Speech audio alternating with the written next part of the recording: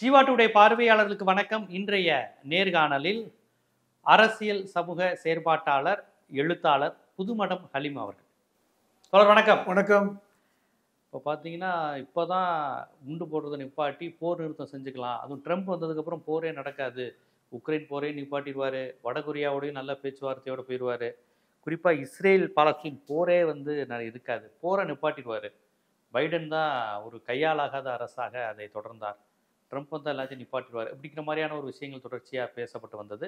அதே மாதிரி போர் நிறுத்தமும் நடைபெற்றது. ஆனால் கிட்டத்தட்ட 100 நாள் கூட ஆகலை. அதற்குள்ளே பார்த்தீங்கன்னா திருப்பியும் இஸ்ரேல் வந்து காசா மீது குண்டு மழைகளை பொழிந்து விட்டது. இது நம்ம எப்படி பார்க்குறது? கேட்டால் இவங்க எங்களுடைய அவர்கள் வைத்திருந்த எங்களுடைய அகதிகள் யாரையும் விடலை, எங்கள் இஸ்ரேல் கைதிகள் யாரையும் விடுதலை செய்யலைங்கிற காரணம் காட்டி அந்த போரை தொடக்கி இருக்கிறாங்க. இது எப்படி போகும்? நேற்று வான்வெளி, இப்போ தரைவழி தாக்குதல் வரையும் போயிட்டாங்க. இது எப்படி போகும்? ட்ரம்ப் ஜனாதிபதி ஆவதற்கு முன்பாக நடந்த இந்த தேர்தல் பிரச்சாரத்தில் தான் சொன்னார், நான் ஜனாதிபதியாக வந்தால் உலக அளவிலே போர் நடக்காது எதுவுமே. குறிப்பாக வந்து 2 போர்களை பற்றி தான் அவர் சொன்னார். ஒன்று ரஷ்யா உக்ரைனுடைய யுத்தம், இன்னொன்று ஹமாஸ் இஸ்ரேலுடைய யுத்தம். 2மே நிறுத்தப்படும் அப்படின்னு சொன்னார். அவர் ஜனாதிபதியாக வந்து பதவியேற்றதுக்கு அப்புறம் போர் நிறுத்தத்துக்கான எல்லா முன்னெடுப்புகளும் நடந்தன. சொல்லப்போனால் நான் ஜனவரி 20ஆம் தேதி பதவியேற்பு நடக்கும் பொழுதுக்கு முன்னாடியே போர் நிறுத்தம் நடக்கணும் அப்படின்னு சொன்னார். அது நடந்தவும் செஞ்சது.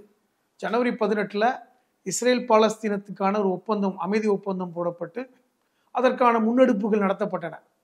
கத்தாரில் வைத்து கத்தர் அரசு, எகிப்து, சவுதி அரேபியா போன்ற நாடுகளுடைய பிரதிநிதிகள், அமெரிக்காவுடைய பிரதிநிதி, ஹமாஸுடைய பிரதிநிதி, சொல்லப்போனால் முதல் முறையாக ஹமாஸுடைய பிரதிநிதிகளே அதில் கலந்துக்கிட்டு அந்த மாதிரி ஒரு போர் நிறுத்தம் செஞ்சாங்க. உலகமே வந்து மகிழ்ச்சி அடைஞ்சது. ஒரு வழியாக ஹமாஸுடைய காசாவில் வந்து போர் நிறுத்தம், இனி குழந்தைகளும் பெண்களும் கொல்லப்படுவது நிறுத்தப்படும் அப்படிலாம் எல்லோரும் எல்லா நாடுகளுமே மகிழ்ச்சியை வெளிப்படுத்தினாங்க. நீங்கள் சொன்னது மாதிரி 50 நாட்கள் கூட ஆகலை, போர் மீண்டும் தொடங்கிவிட்டது. எப்படி அவங்க திட்டம் போட்டாங்க? முதல் 40 நாட்களுக்கு ஒரு திட்டம், அடுத்த 40 நாட்களுக்கு ஒரு திட்டம், அதுக்கப்புறம் நிரந்தர போர் நிறுத்தம். இப்படி 3 விதமாகத்தான் அந்த போர் நிறுத்தத்தை பிரிச்சுக்கிட்டாங்க. அந்த முதல் 40 நாட்களுக்குள் என்ன முடிவெடுத்தாங்க? பணைய கைதிகளை விடுவிக்கணும். இப்போ ஹமாஸிடம் வந்து ஒரு 100க்கும் மேற்பட்ட பணைய கைதிகள் இருந்தாங்க. பாலஸ்தீன கைதிகள் 10,000க்கும் மேற்பட்டவர்கள் இஸ்ரேலுடைய சிறையில் இருக்காங்க. அப்போ இவர்களை எப்படி, எந்த ரேஷியோவில் விடுவிக்கணும்னா, ஒரு யூத, அதாவது ஜெருசல பணைய கைதியை விடுவித்தா 30 பாலஸ்தீன கைதிகள் விடுவிக்கப்படணும். அந்த ரேஷியோவில் தான் நடத்தப்படணும். அப்போ 40 நாட்களுக்குள் இந்த பணைய கைதிகள் விடுவிப்பு நடக்கணும். அடுத்த 40 நாட்கள் பார்த்தீங்கன்னா இந்த இங்கே இருக்கின்ற அந்த காசா பகுதியில் இருக்கின்ற இஸ்ரேலிய இராணுவ வீரர்கள் வந்து திரும்ப பெறப்பட வேண்டும் அப்படின்றது. அது மட்டும் இல்லாமல் ஐநா சபையின் மூலமாக அனுப்பப்படுகின்ற அந்த உணவுகளும் மருந்துகளுக்கான லாரிகள் எந்த விதமான சிரமமும் இல்லாமல் காசாவுக்குள்ள வரணும். ஏன்னா ஒரு நாளைக்கு 600க்கும் மேற்பட்ட லாரிகள் வந்து எகிப்திலிருந்து காசா ஸ்ட்ரைப் மூலமாக உள்ள வருது. இதெல்லாம் நடக்குது அப்படின்னு சொல்லும் பொழுது அது ஆரம்பத்தில் நீங்கள் சொன்ன மாதிரி சிறப்பாக தான் இருந்துச்சு. ஃபஸ்ட்டு வாரம்லாம் பார்த்தீங்கன்னா இவங்க ஒரு 6 பேரை வெளியிட்டாங்க, விடுதலை பண்ணாங்கன்னா அவங்க ஒரு 200 பேரை விடுதலை பண்ணாங்க. இப்படி கிட்டத்தட்ட 1800 பேரை இஸ்ரேல் விடுதலை பண்ணாங்க. இவங்களுமே 40க்கும் மேற்பட்டவர்களை விடுதலை பண்ணாங்க. அந்த விடுதலை பண்ணப்பட்ட கைதிகள்லாம் வந்து வெளியே பேட்டி கொடுத்தாங்க, நாங்கள் சந்தோஷமாக தான் இருந்தோம், எந்த பிரச்சனையும் இல்லை, ஹமாஸ் எங்களை நல்லா நடத்தினாங்க, இப்படிலாம் பேட்டிகள் வந்தது. அப்போ இது ஏன் இப்போ வந்து முடிவடைந்தது? ஏன்னா ட்ரம்ப் கூட என்ன ஒரு உத்தரவு போட்டார்னா, ரொம்ப ஸ்லோவாக ப்ராசஸ் ஆகுது, இது வந்து சரியில்லை, உடனடியாக வந்து கைதிகள் எல்லாரும் விடுவிக்கப்பட்டுறணும், 40 நாள்லாம் எடுக்கக்கூடாது அப்படின்னு சொன்னார். இந்த இடத்துல ஒரு சுணக்கம் ஏற்பட்டுச்சு. என்ன சுணக்கம்னா, இப்படி விடுதலை பண்ணிட்டு இருக்கும் போதே ட்ரம்ப் போட்ட ஒரு வீடியோ ஒரு பெரிய பிரச்சனை வந்தது. நாங்கள் வந்து காசாவை வந்து ஒரு பெரிய வளர்ச்சியடைந்த நகராக மாற்ற போகிறோம், அது இப்படித்தான் இருக்க போகுது, அங்கே வந்து பார்த்தீங்கன்னா வந்து கேம்பிளிங் சென்டர்லேருந்து பீச்சிலேருந்து எல்லாத்தையும் நாங்கள் கட்டமைக்க போகிறோம், பில்டிங்லாம் நாங்களே செலவில் பண்ண போகிறோம் அப்படின்னு சொன்னது. 2வது, காசாவில் இருக்கின்ற பாலஸ்தீனியர்கள் 18 லட்சம் பேரும் பக்கத்து அரபு நாடுகளுக்கு இப்போதைக்கு ஒரு தற்காலிகமாக போய் தங்கிக்கணும்னு சொன்னதெல்லாம் ஹமாஸுக்கு ஒரு நெருடலை கொடுத்தது. ஏன்னா நம்ம பணை கைதிகளை விடுவிச்சுட்டு இருக்கோம், அவங்களும் விடுவிக்கிறாங்க, ஆனால் இந்த மாதிரி ஸ்டேட்மெண்ட் அமெரிக்க ஜனாதிபதி சொல்கிறாரே, அந்த நெருடல். அது ஒரு கட்டத்தில் என்ன ஆகி போச்சுன்னா, பணைய கைதிகளை விடுவிக்கிற வரைக்கும் தானே இங்கே அமைதி நடக்கும். முழுமையாக பணைய கைதிகள் விடுவிக்கப்பட்டு விட்டால் அடுத்து திருப்பி அவங்க சண்டைக்கு வந்துருவாங்கங்கிற மாதிரி ஹமாஸ் நினைக்க தொடங்கினாங்க. அது என்ன ஆகி போச்சுன்னா, இந்த பணைய கைதி விடுதலையில் சுணக்கம் ஏற்பட்டு அப்படி தொய்வு ஏற்பட்டது. பணைய கைதிகளை விடுவிக்கல, கிட்டத்தட்ட 58 பேர். உடனே பெஞ்சமின் நேதன்யாகு என்ன சொன்னாருன்னா, அந்த 58 பேர் உயிரோடு இல்லை போல, அதனாலதான் விடுவிக்க மாட்டேன்றாங்க அப்படின்னு. இல்லை இல்லை இருக்கிறார்கள் என்று இவங்க சொன்னாங்க. ஆனா பொதுப்படையான நடுநிலையாளர் என்ன சொன்னாங்கன்னா, அந்த 58 பேரில் 35க்கு மேற்பட்டவர்கள் இருக்காங்க, பலர் இறந்திருக்கலாம். மொத்தத்துல அவர்களுக்குள்ள ஒரு நம்பகத்தன்மை குறைந்து போனது. நம்ம கூட கடந்த முறை பேசும்போது சொன்னோம், இந்த அமைதி ஒப்பந்தம் ரொம்ப நாள் நீடிக்காது. இந்த அமைதி ஒப்பந்தம் ஹமாஸுக்கும் இஸ்ரேலுக்கும் போடுவதற்கு முன்பாக ஹிஸ்புல்லாவுக்கும் இஸ்ரேலுக்கும் ஒப்பந்தம் போட்டாங்க 2 மாதங்களுக்கு முன்பு. அது பெரிய சக்சஸ்ஃபுல்லா போயிட்டே இருக்கு. ஏன் ஹிஸ்புல்லாவோட போட்டாங்க? ஈரான் தலையிடக்கூடாது, தேவையில்லாம ஈரானை சீண்டாதீங்கன்னு சொல்லி ரஷ்யா சொன்னதை ஏத்துக்கிட்டாங்க. இன்னும் சொல்ல போனா ஹிஸ்புல்லா லெபனான்ல இப்ப அமைதியா இருக்காங்க. பெரிய அளவுல ஹிஸ்புல்லாவுக்கும் இஸ்ரேலுக்கும் எந்த பிரச்சனையும் இல்லாம இருக்கு. ஆனால் ஹமாஸுக்கும் இவங்களுக்கும் ஒப்பந்தம் ஏற்பட்டதை உலகம் ரொம்ப சந்தோஷமாக பார்த்தது. 42 நாட்கள் வெற்றிகரமாக அந்த முதல் 40 நாளை கடந்தாங்க. இப்போ ஆனா இந்த 2 தினங்களுக்கு முன்பு ரம்ஜான் நேரம், எல்லாரும் நோன்பு வைக்கிறாங்க. அதிகாலை 2 மணிக்கு பார்த்தீங்கன்னா திடீரென்று பெஞ்சமின் நேதன்யாகு கொடுத்த உத்தரவு என்பது, நாங்கள் போர் நிறுத்தத்தை வாபஸ் பண்றோம்னு கூட சொல்லல, போர் அறிவிச்சிட்டார். இது என்ன கொடுமை? அமெரிக்கா தலையிட்டு போர் நிறுத்தம் வந்தாங்க, இத்தனை நாடுகள் வந்தாங்க, எதையும் சட்டம் பண்ணல. ஜமால்னு பாத்தீங்கன்னா குண்டு தூக்கி போடுறாங்க, கட்டடங்கள் இடிஞ்சு விழுகுது, 400 பேர் கொல்லப்படுறாங்க, அதில் 100க்கும் மேற்பட்ட குழந்தைகள் கொல்லப்படுறாங்க, பெண்கள் கொல்லப்படுறாங்க. இப்போ இந்த துயரம் எப்படி, இது எந்த மாதிரியான இப்போ உலகம் ஆடி போயிடுச்சு. இன்னும் சொல்ல போனா ஐக்கிய நாடுகள் சபையுடைய ஒரு முக்கியமான அதிகாரி அவரும் கொல்லப்பட்டிருக்காரு. அவருமே இந்த 400 பேரில் ஒருவராக கொல்லப்பட்டிருக்காரு. அப்ப என்ன நடக்குது? அப்ப ஏன் இப்போ அமெரிக்காவும் இஸ்ரேலும் எந்த உலக நாடுகளையும் கட்டுப்படுத்த முடியல, உலக நாடுகளும் கட்டுப்படுத்த முடியல, ஐக்கிய நாடுகள் சபையாலும் கட்டுப்படுத்த முடியல. இப்ப பாருங்க, இந்த 40 நாட்களும் தினமும் 600லிருந்து 800 ட்ரக்குகள் உணவுப் பொருள்களும் மருந்துகளும் வருது. அது இன்னைக்கு பாருங்க 3 நாளா நிறுத்தப்பட்டு அதை அல் ஜசீரா காமிக்குது. அதெல்லாம் அழுகி போன நிலையில் இருக்குது உணவுகள். அது யாருக்கும் பயன்பெறவும் இல்லை. கிட்டத்தட்ட 1800க்கும் மேற்பட்ட ட்ரக்குகளில் உணவுகள் அப்படி தங்கி போய் அந்த மக்களுக்கு போக வேண்டிய உணவு இப்போ நிறுத்திட்டாங்க. இப்போ என்ன நடக்குதுன்னா, இப்போ பெஞ்சமின் நேதன்யாகுடைய உத்தரவு எப்படி பார்த்தா, இந்த 58 பேரை ரிலீஸ் பண்றதை பத்திலாம் அவர் கவலைப்படுற மாதிரி இல்லை. ஏன் இஸ்ரேல் பணிந்து போச்சுன்னு சொல்லி சொன்னாங்க? அந்த பணைய கைதிகள் முக்கியம். ஏன்னா இஸ்ரேலுக்கு ஒரு பணைய கைதிக்கு 30 பேரை ரிலீஸ் பண்ணாங்கன்னா அவருடைய குடிமக்களுடைய இது முக்கியம். 2வது, இஸ்ரேலில் பெரிய பிரச்சனை பெஞ்சமின் நேதன்யாகு. பணைய கைதிகளோட மீட்க முடியலன்னா இவர் எதுக்கு அதிபராக இருக்காரு அப்படின்ட்டு பேசுகிற பேச்சு. அது இஸ்ரேல் மக்கள் நேதன்யாகு மேலே ஒரு பெரிய வெறுப்பை இன்னைக்கு கொண்டு போனாங்க. அதை சரி பண்ணணும்னு தான் ட்ரம்ப் என்ன பண்ணாரு, இந்த ஒப்பந்தத்துக்கு எல்லாம் செஞ்சாரு. முதல்ல இந்த பணைய கைதிகளை வெற்றிகரமாக மீட்டு விடுவோம். அதை ஹமாஸ் உணர்ந்து என்ன பண்றாங்க, இப்படி எல்லாத்தையும் கொடுத்துட்டோம்னா திருப்பி இவங்க சண்டைக்கு வர்றதுக்கு காரணமாயிடும், குண்டை போடுவாங்க, பணைய கைதிகள் இருக்குன்னு தெரிஞ்சாவது குண்டு போடுவதில் யோசிப்பாங்க அப்படின்னு. ஆனா இன்னைக்கு நடந்த விஷயம் எப்படின்னா, பணைய கைதிகளை பத்தி எந்த கவலையும் இஸ்ரேல் படுவது போன்ற இப்ப அக்கறை இல்லை. 58 பேர் இருந்தாலும் இல்லைனாலும் யுத்தம் தான் ஒன்று. 2வது முக்கியமானது நேதன்யாகு சொன்னது, இனி யுத்தம் உக்கிரமாக நடக்கும், தரைவழி தாக்குதல். நீங்க இந்த நிகழ்ச்சி ஆரம்பத்தில் சொன்ன மாதிரி தரைவழி தாக்குதல் நடத்துவோம் அப்படின்னு. ஆனா ஒரு விஷயம் தெரிஞ்சுக்கங்க, தரைவழி தாக்குதல் நடத்துவது அவ்வளவு எளிதல்ல. அங்க உங்களுக்கு 40 கிலோமீட்டர் சுற்றளவுள்ள ஒரு நகரம் தான், பெரிய நகரம் இல்லை. இப்ப கிட்டத்தட்ட 550 நாட்களாக யுத்தம் நடந்துகிட்டு இருக்கு. ஏன் நீங்க இது வரைக்கும் தரைவழி தாக்குதல் நடத்தல? எங்க புதைகுழி இருக்கு, எங்க ஆயுதங்கள் பதிக்க வைக்கப்பட்டிருக்கு, எங்க அந்த போராளிகள் உள்ள பதுங்கி இருக்காங்க, கண்டுபிடிக்க முடியல. அப்ப எங்க போனாலும் இஸ்ரேலிய வீரர்களுக்கு ஆபத்து இருக்கு. அது ஒரு புதைகுழி தான். காசாவே இன்னைக்கு இஸ்ரேலிய வீரர்களுக்கான புதைகுழி, அப்படித்தான் எடுத்துக்கணும். அந்த புதைகுழிக்குள் இவர்கள் போனால் சிக்கிக் கொள்வார்கள். இஸ்ரேலிய வீரர்களுக்கும் ஒரு இறுதி எச்சரிக்கை மாதிரி தான் அது. இவங்க தரைவழி பண்ண முடியாது. இப்ப யார் வந்தாலும் தரைவழி போவது என்பது ரொம்ப ஆபத்துங்க. இப்போ ஹமாஸுடைய போராளி குழுக்கள் வந்து உயிரை கொடுக்கறதுக்கு ரெடியா இருக்கான். அவன் உயிர் போறதை பத்தி கவலைப்படல. 70% 80 விழுக்காடு கட்டடங்கள் அங்க இடிஞ்சு போச்சு, இடிஞ்சு நொறுங்கி இருக்கு. இடிபாடுகளுக்கு இடையில தான் மக்கள் வாழ்றாங்க. அவர்களுக்கு தேவை ரெண்டே விஷயம்தான், ஒன்று உணவு, இன்னொன்று மருந்து. இன்னைக்கு அந்த உணவு மருந்து தடுத்து நிறுத்தப்படும் பொழுது ரொம்ப பிரச்சனையா இருக்கு. இப்ப அந்த 400 பேர் கொல்லப்பட்டாங்கல்ல, கிட்டத்தட்ட 400 பேர் கொல்லப்பட்டாங்க. 100க்கும் மேற்பட்டவர்கள் பலத்த காயமடைஞ்சாங்க. அவர்கள் வந்து மருத்துவமனை கொண்டு போறாங்க, மருத்துவமனையில் இடம் இல்லை. வெறுமனே கட்டாந்தரையில அவர்களுக்கு ட்ரீட்மெண்ட் கொடுக்கப்படுது. இப்படித்தான் துயரம். ஐநாவுடைய அந்த அதிகாரிகள் பார்த்துட்டு விஷயத்த சொல்றாங்க. ஐநாவை இஸ்ரேல் மதிப்பதாக தெரியல.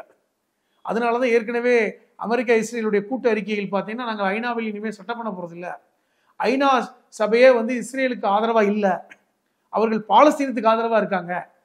ஏன் பாலஸ்தீனத்துக்கு ஆதரவா இருக்காங்கன்னா, அந்த டிக்ளரேஷன் 1948 கொடுத்த டிக்ளரேஷன், ஐநா சபையை கொடுத்த டிக்ளரேஷனை நீங்க வந்து அமுல்படுத்துங்கன்னு கேட்குறாங்க. 67 யுத்தத்துக்கு அப்புறம் இந்த டிக்ளரேஷனையும் அமுல்படுத்துங்கன்றாங்க. எதுக்குமே இவங்க சட்டை பண்ண தயாரா இல்லை. அப்ப எதையுமே சட்டை பண்ணாமல் இப்பொழுது அமெரிக்காவே நேரடியாக களத்தில் வருகின்ற ஒரு காட்சி நடந்திருக்கு. என்னன்னா, ஏற்கனவே ஹமாஸுக்கு வந்து ஹிஸ்புல்லா சப்போர்ட் பண்ணாங்க, ஈரான் சப்போர்ட் பண்ணாங்க, ஏமான்ல இருக்கின்ற ஹவுதி படையினர் சப்போர்ட் பண்றாங்க. ஆனா இப்ப ஹிஸ்புல்லா கொஞ்சம் சைலண்டா இருக்கான். ஏன்னா அவனுக்கு போர் நிறுத்தத்தை ஏன் பண்ணிட்டு இருக்கான்னா, ஈரான் சொல்லுபடிதான் அவன் கேட்பான். ஈரான் என்ன சொல்லுதோ அதை கேட்பான். ஈரான் தற்காலிகமாக இப்ப வந்து அமைதியா இருக்க சொல்றாங்க. அவன் தெற்கு லெபனான்ல இருக்கான், இஸ்ரேலுடைய வடக்கு பக்கம். ஹமாஸ் இருப்பது, காசா இருப்பது இஸ்ரேலுடைய தெற்கு பக்கம். புரிஞ்சுங்க, அப்படியே ஆப்போசிட். அவன் அமைதியா இருக்கான். அதுக்கு பக்கத்துல சிரியால ஏற்கனவே ஒரு கிளர்ச்சி ஓடிக்கிட்டு இருக்கு, அங்க வேற செத்துட்டு இருக்கானுங்க வேற பக்கம். அப்ப அதனால ஹிஸ்புல்லா அமைதியா இருக்கிறது. ஆனால் ஏமான்ல இருக்கின்ற செங்கடல் இருக்கின்ற ஹிஸ்புல்லா, ஏமான் செங்கடலை ஒட்டி தான் இருக்கு. அதில் இருக்கின்ற ஹவுதி படையினர், அவர்கள் தான் அந்த பகுதியை, ஏமானுடைய வடக்கு பகுதியை ஆட்சி பண்றாங்க. அவங்க இதுக்கு ஒத்துக்கல. அவங்க வந்து இது ரொம்ப சரியில்லைன்னு சொல்லிட்டு என்ன பண்றாங்கன்னா, அமெரிக்காவிற்கு செல்கின்ற கப்பல்கள் அல்லது அமெரிக்காவிலிருந்து ஐரோப்பாவுக்கு செல்கின்ற கப்பல்களை தாக்க பண்றாங்க. இது ஒரு பெரிய பிரச்சனையை இன்னைக்கு ட்ரம்புக்கு கொடுத்துருக்கு. காரணம், செங்கடல் வழியாகத்தான் எங்களுக்கு அமெரிக்கா ஐரோப்பியாவை இணைக்கின்ற ஒரு வேலை, கப்பல் போக்குவரத்து எல்லாமே செங்கடல் தான் கனெக்ட் பண்ணுது. இன்னும் சொல்ல போனா, நம்ம இந்தியாவுடைய பொருட்களையே நம்ம செங்கடல் மூலமா தான் வந்து அமெரிக்காவுக்கு அனுப்புறோம். கடல் வழியா அனுப்பும்போது செங்கடல் வழியா அனுப்புறோம். வருடத்துக்கு $8 பில்லியன் பிசினஸ் வந்து செங்கடல் வழியா நடக்குது. நம்ம இறக்குமதி பண்றதெல்லாம் அதுல திருப்பூர்ல இருந்து அனுப்புகின்ற ஆடைகள் கூட பாத்தீங்கன்னா செங்கடல் வழியா போகுது அமெரிக்காவுக்கு. அதுல நீங்க இன்னைக்கு பாதிக்கப்பட்டுச்சுன்னா நமக்கு செலவு 4 மடங்கு அதிகமாகும். ஒரு செலவு இருக்குன்னா செங்கடல் வழியாக அனுப்பாமல் நீங்க அதை சுத்தி அனுப்புறீங்கன்னு வச்சுக்கோங்க, 4 மடங்கு செலவாகும். $1000 முடியுது, $4000 ஆகும். புரிஞ்சுக்கங்க. அப்ப இது ஒரு சிக்கல்ல இன்னைக்கு ட்ரம்ப் மாட்டிக்கிட்டாரு. அதனால என்ன சொல்றாரு, ஹவுதி படையினரை நாங்கள் அட்டாக் பண்ணுவோம்னு சொல்லிட்டு அட்டாக் பண்றாங்க.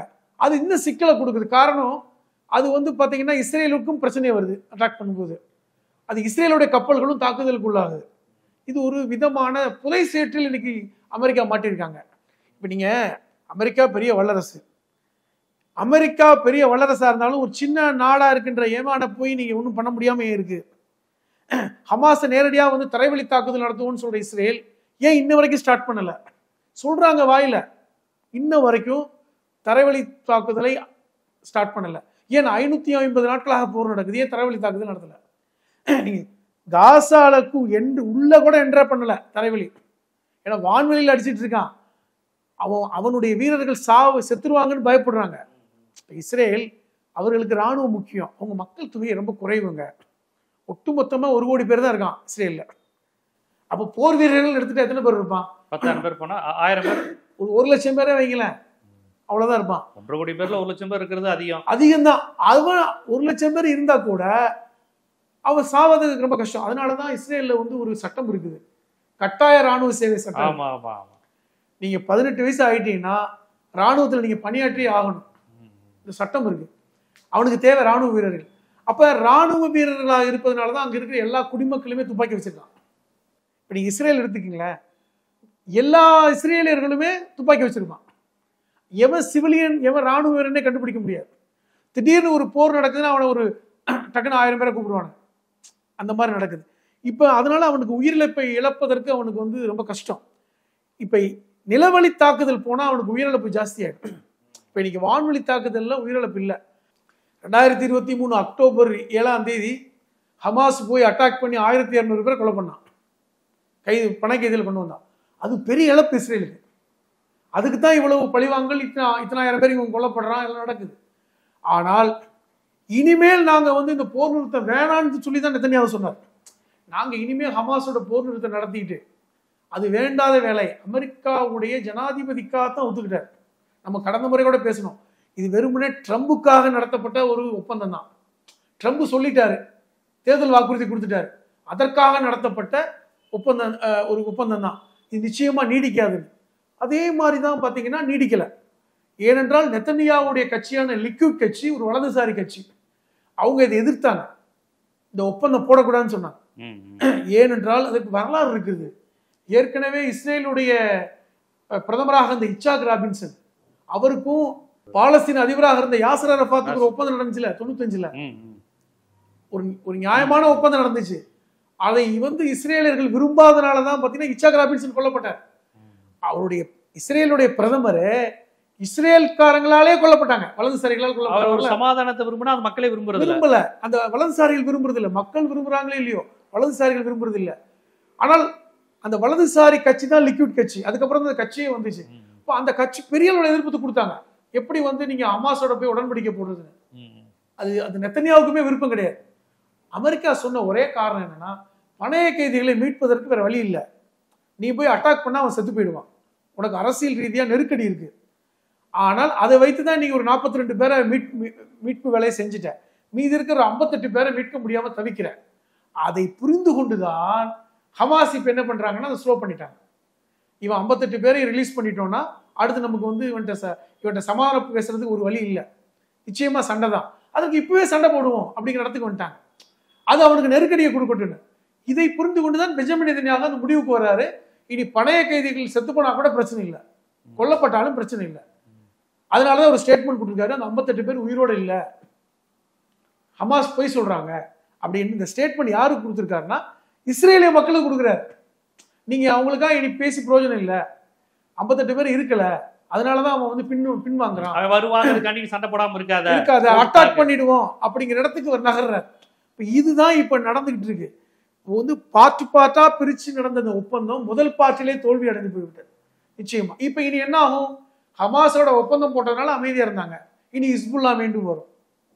ஒப்பந்தம் ஹிஸ்புல்லா கண்டிப்பா வரும்ல, ஒப்பந்தம் போட. ஏன் சொல்றேன்னா, ஈரானை மிரட்டி பாக்குறாரு ட்ரம்ப். இப்ப நேற்று கொடுத்த ஸ்டேட்மெண்ட்ல ஈரானை காலி பண்ணிடுவோன்ற இந்த வார்த்தையை பயன்படுத்துறாரு. இது தேவையில்லாத வார்த்தையை விட்டதுனால இப்ப ஈரானுடைய வெளியுறவுத்துறை அமைச்சர் ஒரு ஸ்டேட்மெண்ட் கொடுக்குறாரு, ஹசன் ஒருத்தர் கொடுக்குறாரு, அமெரிக்கா எங்களை மிரட்டிலாம் பார்க்க வேண்டாம், அமெரிக்கா வந்து ஒரு ஸ்டெப் எடுத்து வச்சா நாங்களும் இன்னொரு ஸ்டெப் எடுத்து வைப்போம், அமெரிக்காவுக்குலாம் பயப்படுற மாதிரி இல்லை அப்படி. இது ஒரு டேஞ்சரஸ் மூவ். ட்ரம்ப் அவசரப்பட்டு இப்ப பாருங்க, ட்ரம்ப் வந்து சொல்லுவாங்க, நம்ம ஊர்ல கிராமத்துல சொல்லுவாங்க, சிறார்கள் செய்த வெள்ளாமை வீட்டுக்கு வந்து சேராதுப்பாங்க. சின்ன பசங்க எல்லாம் விவசாயம் பண்ணா வீட்டுக்கு நெல் வந்து சேராது. ட்ரம்ப் சின்ன புலத்தனமா பண்ண வேலை இன்னைக்கு பாருங்க ஒப்பந்தமே முடிவடைஞ்சு போச்சு. இதுக்கு ஏதாவது காரணம் சொல்றாரா? ஏன்னா நான் வந்தா போரை நிறுத்துவேன், போரே நடக்காதுன்னு சொன்னவர் 50 நாள் கூட தாண்டல, போர் திருப்பி அதே மாதிரி பைடன் காலத்துல இருந்த மாதிரி ஆரம்பிச்சிருச்சு. என்னன்னா சொல்றாருன்னா, ஏற்கனவே எச்சரிக்கை கொடுத்தோம்ல, அந்த மக்கள் 16 லட்சம் பேரும் வெளியே போக சொன்ன போகல, பணைய கைதிகள் வந்து உடனடியாக நடக்கணும்னு சொன்ன கேட்கல, எங்க பேச்ச கேட்கல, ஹமாஸ் அழிக்கப்படணும், அதுக்கு மேல அந்த மக்கள் இருந்தாங்கன்னா அவங்க தான் பொறுப்பு, நாங்களே களத்துல இறங்குவோம் அப்படின்னு சொன்னார். இதுக்கெல்லாம் இப்ப வந்து ஈரானையும் பகிச்சுக்கிறார். ஈரானை ஒழுங்கு மரியாதையா ரஷ்யா அமைதிப்படுத்தி வச்சிருந்தாங்க. டேய் பொறுமையா இருப்பா, அவன் என் கூட பேசிக்கிட்டு இருக்கான், கிடையாதுடா, வேற மாதிரிடா, பைடன் இல்லடா, அவன் நம்ம கூட வர்றான்டா, அவனை கரெக்ட் பண்ணுவோன்னு. ஆனா அது வந்து வெறும் வெளிவேஷங்கிறத இப்போ நீ உடஞ்சு போச்சு. இப்ப ஈரானே ரஷ்யாவிட்ட சொல்லும்ல, அவனை நம்பாத நீ. மீண்டும் வந்து அமெரிக்கா ரஷ்யாவுடைய அந்த பேச்சுவார்த்தை தொய்வாகுது. இந்த ஈரான் பிரச்சனைனால தொய்வாகுது. இவன் வந்து நடிக்கிறான், நம்மளை வந்து கைக்கில வச்சு ஈரானையும் மிரட்ட ஆரம்பிச்சிட்டாரு ட்ரம்ப். ஈரானை நேற்று கொடுத்த அந்த ரிட்டாலியேஷன் பார்த்தீங்கன்னா உண்டில்லைன்னு படி ஈரானின்றார். இது ரொம்ப மோசமான வார்த்தை. உன்னையே அழிச்சிருவேன். எங்க எச்சரிக்கை கொடுப்பது வேற, உன்னையே ஒட்டுமொத்தமா அழிச்சிருவேன். நான் யார் போர் திருப்பி நடக்கணுங்கிறதுக்காண்டியே பேசுறாரு. நீ பண்றது சரியில்லை, நீ தான் ஹவுதி படையை தூண்டுற, எங்க அமெரிக்க கப்பலையே தாக்குறதுக்கு யாரு சப்போர்ட் பண்றது, எங்களையே தாக்குவியா நீ, நீ தான் காரணமா இருக்க. ஏமன் நாடு கூட எங்க சப்போர்ட்டா தான் இருக்கு, ஹவுதி தான் நீ தான் அடிக்கிறான். ஏமன் நாடே என்னன்னா 2 பகுதியா பிரிஞ்சு கிடக்குங்க. தெற்கு ஏமன் வேற ஒரு ஆள் ஆட்சி பண்றான், வடக்கு ஏமன் தான் வந்து இந்த ஹவுதிகள். அவர் ஒரு கிளர்ச்சியாளர்கள் தான். இப்ப எப்படி சிரியால கிளர்ச்சியாளர்கள் ஆட்சி பிடிச்சி கிழக்கு ஜெர்மன் மேற்கு ஜெர்மன் அது மாதிரி பிரிச்சு வச்சிருக்கான். அவன் செங்கடலையும் கைப்பற்றி வச்சிருக்கான். கடலுடைய வழித்தடங்கள் முழுவதும் இப்ப வந்து ஹவுதி படையோட கண்ட்ரோல்ல இருக்கு. ஏற்கனவே சூயஸ் கால்வாய் பிரச்சனை எகிப்துக்கும் இஸ்ரேலுக்கு இருந்துச்சு. அதனாலதான் எகிப்துக்கும் இஸ்ரேலுக்குமே ஒப்பந்தம் நடந்துச்சு நாசர் காலத்துல. அங்க ஒரு பிரச்சனை இப்ப போயிட்டு இருக்கு. இப்ப ஒட்டு மொத்தமா பொருளாதாரத்துல கை வச்சதுனால ட்ரம்ப் ஒதுக்கிறாப்புல, பெரிய பிரச்சனை வரும்.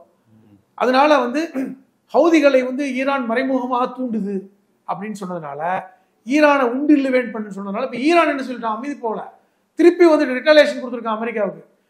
நீ யார் வேணாலும் இருந்துட்டு போ, நீ ட்ரம்பா இருந்துட்டு போ, யார் வேணாலும் இருந்துட்டு போ, எங்களோட விளையாட வேண்டாம், நாங்க வந்து போற விரும்பல, ஆனால் நீ அது வந்தீங்கன்னா நாங்க தயாரா இருக்கோம், போட்டு பார்த்துக்கலாம்.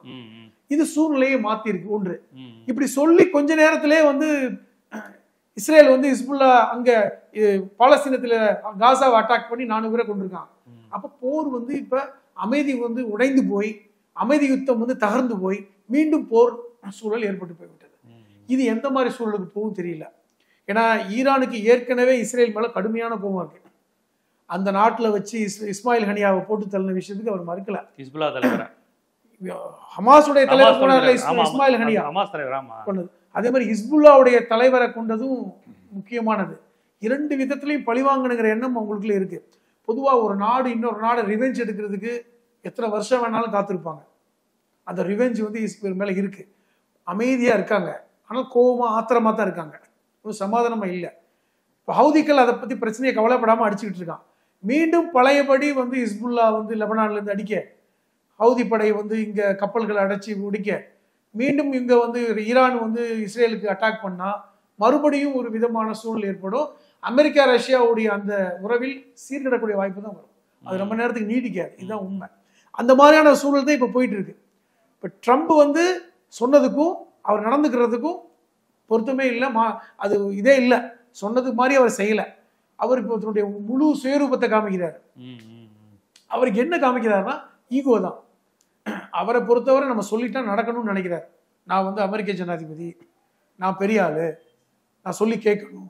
சாதாரண ஒரு போராளிக்குள்ளு நான் சொல்றதை கேட்கலன்னா என்ன அர்த்தம், காலி பண்ணிடுவேன் அப்படின்னு சொல்றது அவர் ஸ்டைலு. ஏங்க இந்தியாவுக்கே ரிட்டாலியேஷன் கொடுத்தவர் தானே அவர், இந்தியாவுக்கே எச்சரிக்கை கொடுத்தவர் தானே, அவருடைய ஸ்டைல் எப்படி. அந்த ஸ்டைல் இப்ப ஈரான்கிட்ட வந்து பல்ப் வாங்கியிருக்கு. அந்த ரிட்டாலியேஷனை கேட்டு அமைதியா போகலவன் அவன் திருப்பி ரிட்டாலியேஷன் கொடுத்துருக்கான். இப்படிலாம் நீ வேற யார்கிட்ட பேசிக்கோ, அப்புறம் நான் போட்டு பார்த்துருவேன் அப்படின்னு. இது இவ்வளவு நாள் இந்த ஜனவரி 20 இருந்து ட்ரம்ப் நடத்திய நாடகத்துக்கு ஒரு முற்றுப்புள்ளி வச்சாச்சு. அவர் இது வரைக்கும் நான் அமைதியை விரும்பினேன், அமைதி அப்படின்னு சொன்னது. இன்னொரு முக்கியமான விஷயம் இருக்கு. அமெரிக்கா தேர்தல் நடக்கும்போது பென்சில்வேலியால வந்து தேர்தல் பிரச்சாரம் போது ஒரு துப்பாக்கியால ட்ரம்ப சுட்டா பாத்தீங்களா? அவன் வந்து ஈரான் சொல்லிதான் சுட்டான்னு சொல்லியிருக்காரு. இப்போ இல்லையா, அது வந்து இஸ்ரேல், அதாவது அமெரிக்கா நேட்டோ படைகள் எல்லாம் சேர்ந்து பைடன் கூட்டுங்கிற மாதிரி தானே தொடக்கத்துல சொன்னாரு. இப்ப சொல்றாரு ஈரானுடைய சதி இதில் இருக்கிறதுன்றாரு. என்னை கொலை செய்யறதுக்கு ஈரான் முயற்சி பண்ணுதுன்றாரு. அந்த சுட்டவன் வந்து அடிப்படையில் ஈரானுடைய குழுக்களோடு தொடர்புடையன்னு சொல்றாரு. இப்ப சொல்றாரு.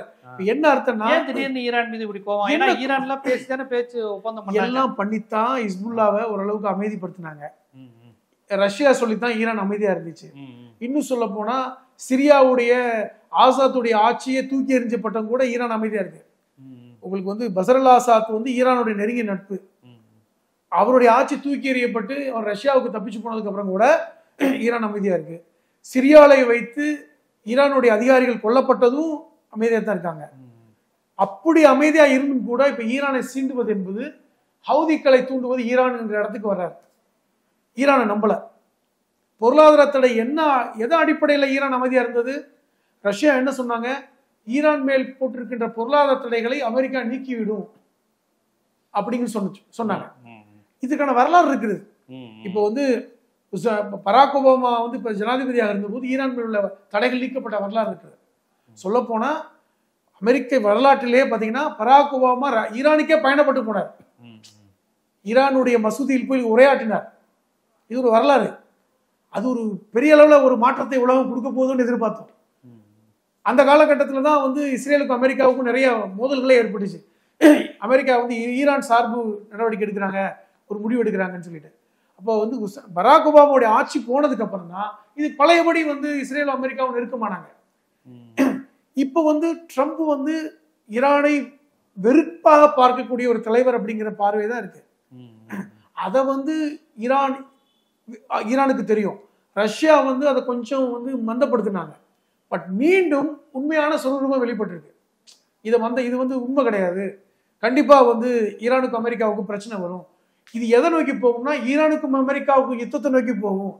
அது வந்து ஏற்கனவே இருந்துட்டு தானே இருக்கு, இடையில தான் நின்றுச்சு. அது நின்றுச்சு, இன்னும் முழுமையடைந்து பாதிக்கும் அப்படின்னு என்ன சொல்ல வர்றாங்க? இஸ்ரேல் சொன்ன மாதிரி தரைவழி தாக்குதல் நடத்தட்டும், அது முடியுமான்னு பார்ப்போம் அப்படின்ட்டு சொல்றாங்க. ஏங்க இத்தனை பேரை கொலை செய்துமே ஹமாஸ் உயிர்ப்போடவே இருக்கு. அதை நீங்க பார்க்கணும். இத்தனை பேர் செத்து முடிஞ்சிருக்காங்க. இஸ்மாயில் ஹானியாவிலிருந்து பல்வேறு தலைவர்கள் சில்வார் வரைக்கும் முக்கியமான தலைமைகள் எல்லாம் கொல்லப்பட்டுக்கிட்டே இருக்காங்க. ஆனாலும் ஹமாஸை யாரு வந்து நடத்திட்டு இருக்காங்க? ஹமாஸ் எப்படி ஒரு உயிர்ப்போட இருக்கு அப்படிங்கிறது ஒரு புரியாத புதிராக இஸ்ரேலுக்கு இருக்கு. இன்னைக்கு ஜெருசலத்துக்குள் எந்த பாலஸ்தீனர்களும் நடமாட முடியாத ஒரு சூழலை உருவாக்கிட்டாங்க. முழுக்க காசாவை மட்டமாக்கணும் அப்படிங்கிற இடத்துக்கு நகர்ந்துட்டாங்க. அதற்கு தடையாக இருந்தது பணைய கைதிகள். அவர்கள் இனி உயிரோடு இருந்தாலும் பரவாயில்லை, செத்தாலும் பரவாயில்லை, இனி வேலையை ஆரம்பிக்க விடலாம் என்கிற இடத்துக்கு அமெரிக்காவும் இஸ்ரேலும் நகர்ந்திருக்காங்க. ஆனால் இதுக்கான பின்விளைவு என்பது மீண்டும் ஈரானும் ஹிஸ்புல்லாவும் எல்லாம் வரும். இதை இன்னைக்கு பதவிதைப்போடு அரபு நாடுகள் பார்க்குறாங்க. இது தேவையில்லாம மறுபடியும் பிரச்சனை போகுதுன்னு. அது அரபு நாடுகள் தான் இரட்டை வேடம் போடத்தானே செய்யறாங்க. அமெரிக்காவுக்கும் சப்போர்ட்டா இருக்கணும், பாலஸ்தீனத்துக்கும் ஆதரவா இருக்கணும் மனநிலையில தான் அரபு நாடுகள் இருக்காங்க. கத்தார் மட்டும் டிஃபரெண்டா இருக்குமோ? கத்தார் ஏன் நடுநிலையோடு இருக்காங்கன்னா அவர்களுக்கு வந்து அந்த இடத்துல ஒரு அமைதியை ஏற்படுத்தணும். வேற ஒண்ணுமே இல்லை. சொல்லப்போனா அவனும் அமெரிக்காவும் நெருங்கிய நட்பு தான். அதே நேரத்துல வந்து பாலஸ்தீனத்துல ஒரு அமைதி ஏற்படணும்னு நினைக்கிற ஒரு நாடு கத்தார். மற்ற நாடு மாதிரி இல்லை. சவுதி அரேபியாவே தான் முன்னாடி பார்த்தீங்கன்னா சவுதி அரேபியா தான் அந்த ரோலை பண்ணிட்டு இருந்தாங்க. இன்னைக்கு கத்தார் அந்த ரோலை பண்றாங்க. சவுதி அரேபியா மேல அந்த நம்பகத்தன்மை குறைந்து போய்விட்டது. அப்ப இது இன்னைக்கு வந்து இந்த போர் நிறுத்த உடைப்பு என்பது, அதே மாதிரி ஈரான் அமெரிக்காவுக்கான அந்த பேச்சு முற்றி போய் இன்னைக்கு வாக்குவாதம் முற்றி போய் எதிர்ப்பாக உன்னை ஒழிச்சிருவேன், நான் உன்னை ஒழிச்சிருவேன் சொல்ற அளவுக்கு போயிருப்பது என்பது இது இஸ்ரேலுக்கு நல்லது இல்லை. இஸ்ரேலுமே எதிர்பார்க்கல. ஏனென்றால் அவர்கள் வந்து இதை ஒதுக்கி வச்சுட்டு இங்க அடிக்குன்னு பார்த்தாங்க. அது நடக்கல. அதற்கு வந்து இன்னைக்கு ஹவுதி உடைய அந்த படை கிளர்ச்சியாளர்கள் காரணமா இருக்காங்க. அவங்க நம்பர் தயாராக இல்லை. நீ பிரச்சனையெல்லாம் நாங்க அட்டாக் பண்ணுவேன் அப்படின்னு. செங்கடல் பிரச்சனை முக்கியமாக இஷ்யூவாக இன்னைக்கு போயிடுச்சு. செங்கடல் பிரச்சனை வியாபார ரீதியாக அமெரிக்காவுக்கு தொய்வை ஏற்படுத்தும். அமெரிக்கா ஐரோப்பாவுடைய அந்த வணிக ரீதியான பிரச்சனைகளை இன்னும் மோசமாக்குங்கிறதுனால அமெரிக்கா துடிக்குது. இதுதான் இன்னைக்குள்ள நிலைமை. கண்டிப்பா இந்த மீண்டும் காசா போர் அப்படிங்கிறது உலக அமைதிக்கு மீண்டும் ஒரு என்னடா அது நல்லா இருக்கிற மாதிரி இருந்தது, மீண்டும் ஆரம்பிச்சிருச்சா அந்த கொடூரம், அந்த குழந்தைகள், அந்த படங்களை பார்க்கவே மனது கஷ்டமா இருக்கும். மீண்டும் காசாவில் குண்டுமலை அப்படிங்கிறது மிகப்பெரிய எச்சரிக்கையாக உலக மக்களுக்கு இருக்குது. அது பாலஸ்தீனத்துக்கு மட்டுமல்ல, செங்கடலில் போரிட வரக்கூடிய இஸ்ரேலிய வீரர்களுக்கும் ஒரு இறுதி எச்சரிக்கை மாதிரி தான். அப்புறம் உலகத்தில் ஜனநாயகத்தை, அமைதியை, சமாதானத்தை விரும்பக்கூடிய மாந்த நேயர்களுக்கும் இது ஒரு ஆபத்தை, ஒரு நெஞ்சில் பதபதைப்பை ஏற்படுத்தி இருக்கிறது. இதுக்கான காரணம் என்ன? ஜியோ பாலிட்டிக்ஸில் இது எங்கே போய் முடியும்? இதை வெறுமனே கல்ஃப் கண்ட்ரிஸ் வர்சஸ் அமெரிக்கான்னு எடுக்க முடியுமா, அல்லது அமெரிக்கா வர்சஸ் ஈரான் மட்டும் எடுக்க முடியுமா, இல்லை அமெரிக்கா வர்சஸ் ஹமாஸ் அப்படின்னு எடுக்க முடியுமா? இந்த மாதிரி பல்வேறு கோணங்களை அதை பார்க்குறோம். ரஷ்யா ஈரான் நட்பு இதனால் உடைபடுமா? அமெரிக்கா ரஷ்யா நட்பு இப்போ புதுசாக உருவாகியிருக்கேன், புது ஃப்ரெண்ட்ஷிப், அந்த புது ஃப்ரெண்ட்ஷிப் பாதிக்கப்படுமா அப்படிங்கிறத நம்ம பொறுத்து வந்து தான் பார்ப்போம். இது மாதிரியான ஜியோ பாலிட்டிக்ஸ், புவிசார் அரசியல் எத்தகைய தாக்கத்தை ஏற்படுத்தும், மக்களிடம் அது குறித்த விழிப்புணர்வை ஏற்படுத்துவது மட்டுமே உலகத்தை அமைதியை அடுத்த கட்டத்துக்கு கொண்டு போவதற்கான வாய்ப்பாக அமையும் நினைக்கிறேன். மிக்க நன்றி.